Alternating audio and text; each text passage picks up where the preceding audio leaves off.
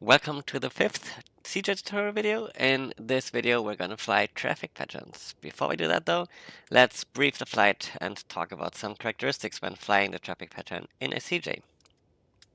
So we are where we left off last time. We are at Frankfurt Hahn. We will fly traffic patterns via runway 03. We'll fly left-hand patterns. And I'm thinking about doing 3 of them. Otherwise, we still have the last preset as last time, the same preset I mean, so we have the VFR Few Clouds preset with no wind. If you have a program like the NavMap, I highly recommend running that before you do your patterns because it's a great way to analyze after the flight how well you did.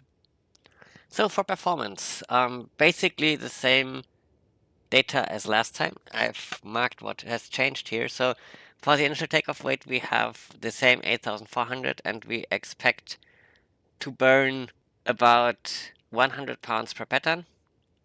So our landing weight will be approximately 8,000 pounds after 3 patterns. For the required runway, I am planning of taking off our intersection Delta. So we are right here at apron 2. We'll taxi to the right and then left on Delta and then take off via that. That is for runway 03, 5,200 feet, and we will need 2,200 feet, so that's more than enough. So we'll take Delta. This will be runway 03, a left-hand pattern, and we will also obviously arrive via runway 03. 3 patterns, so we will do 2 touch and goes and 1 full stop landing. For our B speeds, we won't have much time to reconfigure the indicator for the speed. So we have to think about something here. So our VR is 100, our V2 is 103, so our V2 plus 10 will be 113, and our VREF for approach will be 98. So note that VR and VREF are pretty close together. So what I will do is I will just back 100 knots VR, and that will be approximately our VREF, and the V2 plus 10 we'll just have to keep in our head that it's 113 for the takeoff. For the landing, we need 2,500 feet. We have 12,000 available. That's more than enough. We'll have a 97% for the go around and for the power on takeoff. So that's the flight brief. Let's talk a little bit about the pattern in the CJ. So we have here, this is the PTM volume 1, page 187. We have information on the VFR approach, which is basically a pattern from the shape right here, with normal or single engine. So downwind leg we want to be 1500 AGL at approximately 150 knots, and beam midfield we want to set our flaps to take off and approach. Beam touchdown we will select gear down. In the base leg we'll begin with our descent. Our minimum airspeed is our minimum maneuvering speed, and we want to complete the before landing checklist. On final approach we want to set flaps to land, and we want to have our airspeed somewhere between VREF plus 10 and VREF. And once landing is assured, we want to reduce to VREF. That's basically our pattern. There is a document from the, I think it's called the Citation Pilot Association in the US, which has a nice graphics here showing the difference in pattern size between a 172 here and a CJ, the outer pattern. So they recommend also the 1,500 feet AGL and a distance from the runway on downwind between 1.5 and 2 nautical miles. The idea of doing that is that this way the pattern in the 172 and in the CJ will take the same amount of time, so approximately 5 minutes per pattern. What I like to do when I figured out my best practices for a pattern in a certain plane is I like to draw something like this. So this is a pattern in the C525 at Frankfurt Hahn. We are here at runway 03. Let's get on that for the time being. After takeoff, we'll select gear up, flaps up at the V2 plus 10 as normal. After 500 AGL, we'll reduce to 80% of N1 because we'll climb too fast otherwise. And in Frankfurt Hahn, that's 2,200 MSL. And we'll also initiate our turn. We want to level off, and that will happen in this phase basically. We'll want to level off at 1500 AGL, which at Frankfurt Hahn is 3200 MSL, and we want to reduce our N1 to 60%, which approximately gives us 150 knots. Then in a downwind leg, I wrote relax here because the pattern in a C525 is quite fast and quite stressful. So I actually use this time to take a deep breath, look out the window, and enjoy the scenery. Because once we're abeam midfield, things get pretty stressful. So abeam midfield, we want to set flaps 15. That will pitch our plane up though. So before we do that, we want to set 50% N1, then set flaps 15, so that we don't have to trim down that much. Abeam the touchdown zone or the touchdown marker, we want to select gear down. That will add more drag. We don't want to descend yet though, so we will increase our N1 again to about 60%. Then on the other document it said during the base leg, I like to do it at the 45-degree angle right here. I start my descent by lowering N1 to 50%. On the base leg, I do my landing checklist, and then on final I set flaps 35, reduce to VREF plus 10, and then short final once the runway is made, I reduce to VREF. Then on a touch and go, after touchdown, I do not select the flaps to flaps ground. Instead, I put the flaps up one notch, so we have flaps 15 for takeoff, and set takeoff thrust again, and go for another round in the pattern. During this, I want to keep the 1.5 to 2.0 nautical miles distance to the runway. We'll see how well I did after the flight. One more thing about the pattern, it will be really, really fast, and we have lots of checklists in the CJ, so I won't be able to do something like the after takeoff climb checklist, or the descent checklist, or the approach checklist. There just won't be time for that, so especially after takeoff, we have to rely on flows. So make sure you have your after takeoff flow done with gear up, flaps up. That's basically all we're going to do. We're not going to worry about the ignition, for example, or landing lights. We just leave them on. That's also a reason why I do not do the approach checklist in the pattern, because most of the things on there we won't even touch in the pattern, so there's no need in checking them. Okay, that is the pattern briefed. I'll now prepare the airplane and I'll see you at the holding point. So we are at holding point Delta runway 03. I've already completed the before takeoff checklist down to the line. I've set the 3200 here for the altitude for the pattern, and the 100 as discussed in the briefing for our speed reference right here. So let's continue below the line.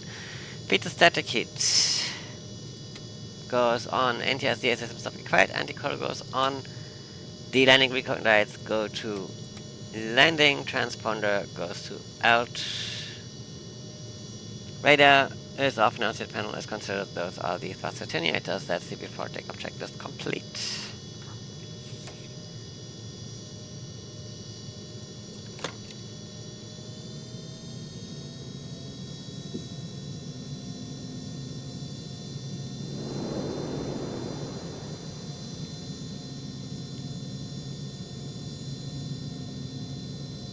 We're at intersection, so the approach path is clear. When it's clear, we'll turn to the right for 03.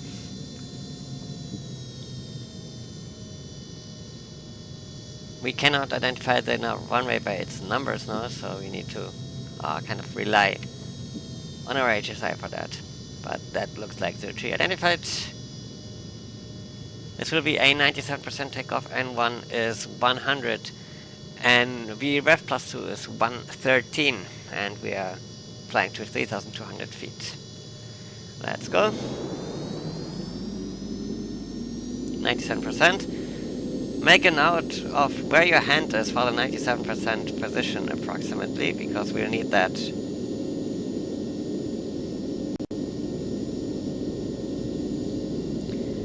During the go around, during the touch and go, I mean. As life.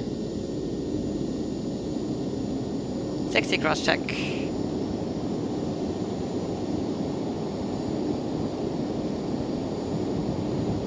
Rotate. Positive rate. Gear up. And flaps up. And trim up.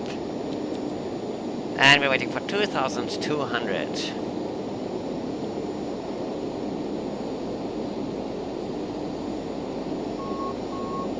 2,200 coming up, reducing to about 80% and 1. Starting our climbing left-hand turn to 3,200.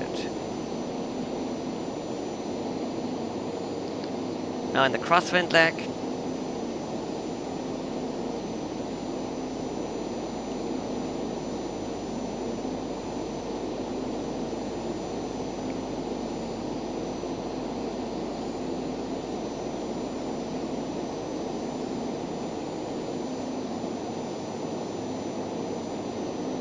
Still on 200 coming up. Let's reduce to 60% and 1.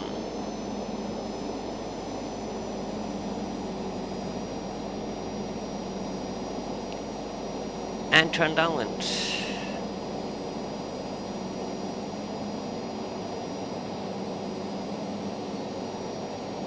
Reduce a little bit more. Keep an eye on altitude, not to climb too much.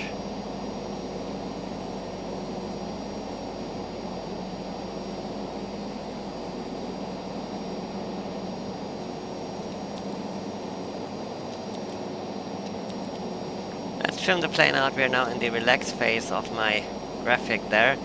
So let us set a view so that we can look out of the window. We are not a beam midfield yet. Trim down a little bit more. Speed wise, we're looking good.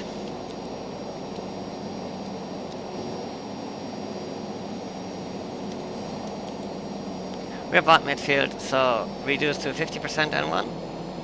And set flaps 15. Plane wants to go up, so we push it down a bit.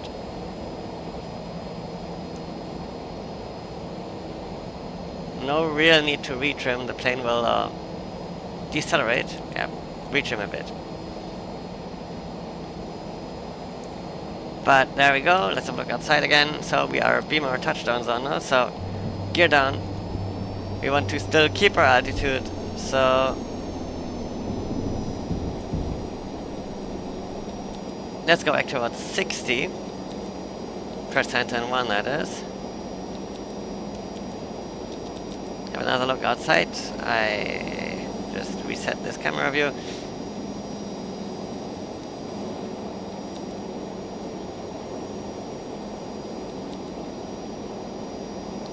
Retrim again a bit. It's kind of hard to see now, so there is our runway set. This is about our 45-degree angle. Let us reduce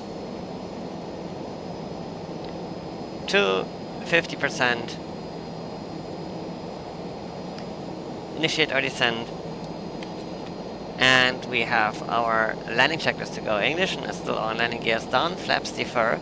Boost rotation is set, autopilot yaw damper off. Airspeed is checked. And speed brakes are off. Flaps still to go. That's our airport. Or runway, I mean. Speed's looking good for now. Altitude's looking good for now. Give it a little bit more power.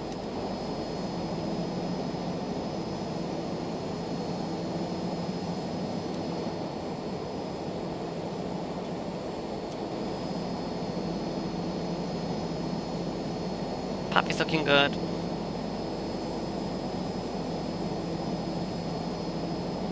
Let's turn final now.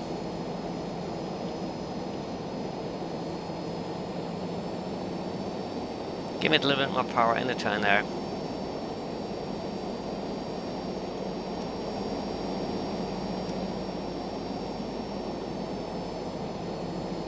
Forward. Let us set flaps to 35 now. Trim down a bit. Speed will now be VREF plus 10. So 10 knots.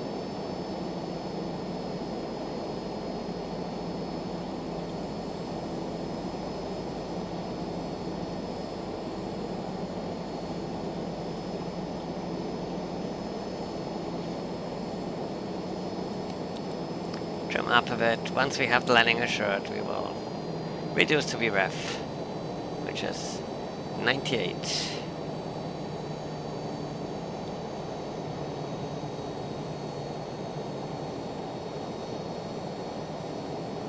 So landing is assured now. Let's go to VREF.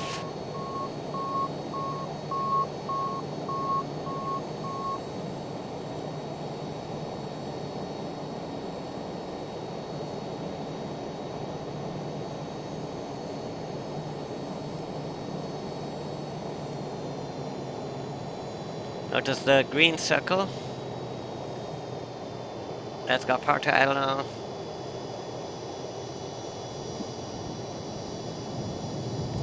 And flaps up. Set takeoff forward.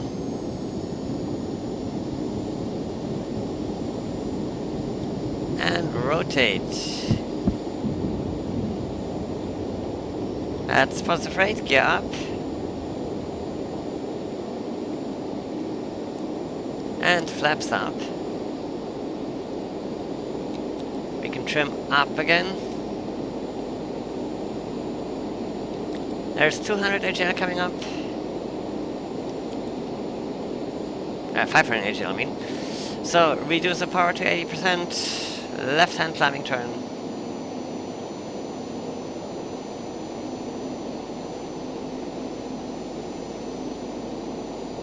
To 3,200 feet. Bit high maybe this time.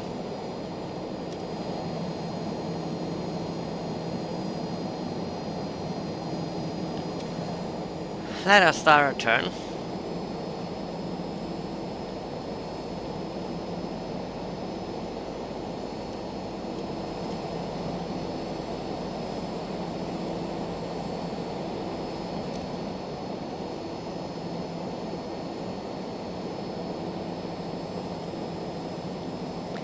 And set flaps 35. Reduce to VREF plus 10.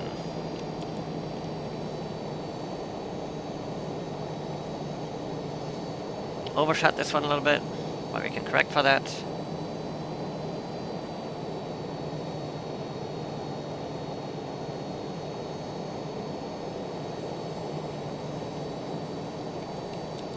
Runway's made.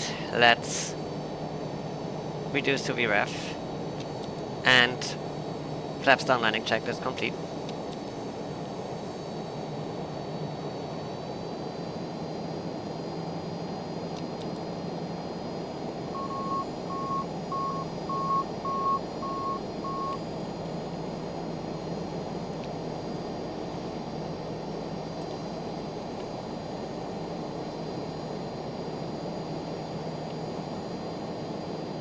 It's a little bit too fast, too high.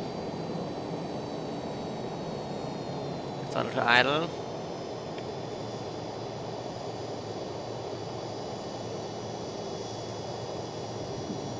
That was kind of a long landing. Plus 15, set takeoff thrust.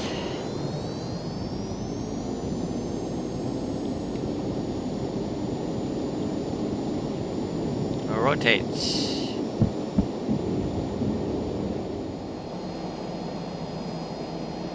Okay, let's start our turn.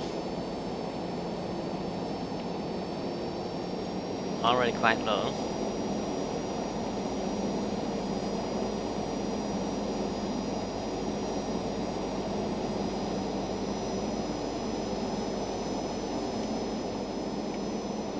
And overshot again. Probably start to look better. Let's set flaps 35, that's the VFR landing checklist complete. Let's reduce to VREF plus 10 and get back aligned with the runway.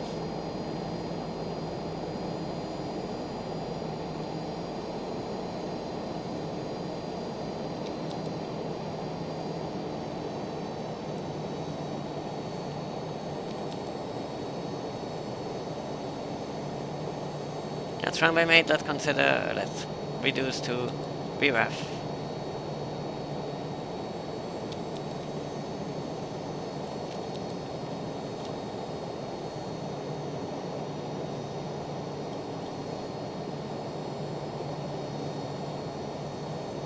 This one will be full stop.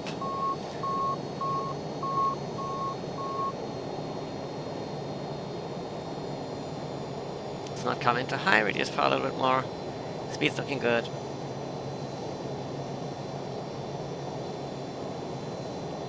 And throttle to idle.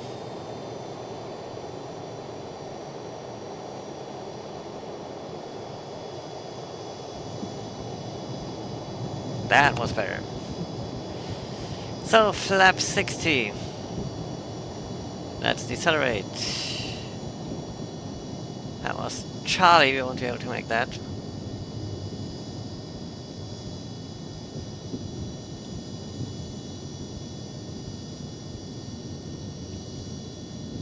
So let's turn off Delta.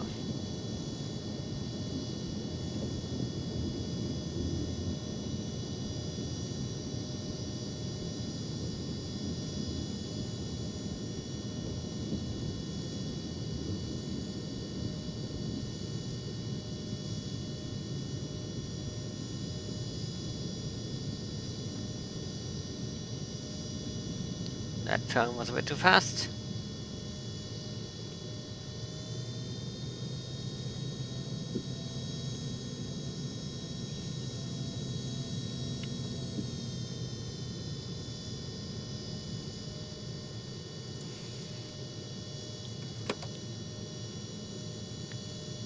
So ignition can go off, the pitot-static heat can go off, anti-curl can go off, anti-ice we don't have.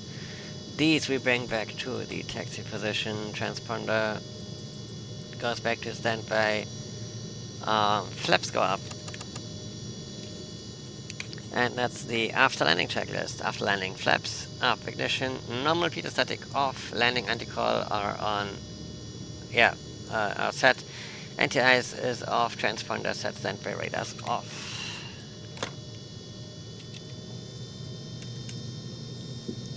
So, I'll see you once I've shut down the plane. So, we're back. Let us have a look at how we did. This is our flight in Little Map. We can see, first of all, our patterns. Well, basically, one, I didn't overshoot, two, I overshot. Patterns weren't that even. There was one where I did a very sloppy crosswind. But let's also look at the distance right here. We can, in Little Map, actually, you can click on any point and go to measure distance from here, and then you get this distance measuring thing. So let's approximately make that 90 degrees. So you can see this is 2.3 nautical miles. I would say this is still a bit in limits. This one is 2.5. That's already a little bit too far. But overall, we hit this sweet spot of 2 nautical miles pretty well, I'd say. So yeah, that's how you do patterns in a CJ. This is, in my opinion, a very nice way to get a lot of landing practice in and also a lot of takeoff practice. So I like to do that with every new plane, and in a CJ it's also lots of fun. So yeah, enjoy your patterns.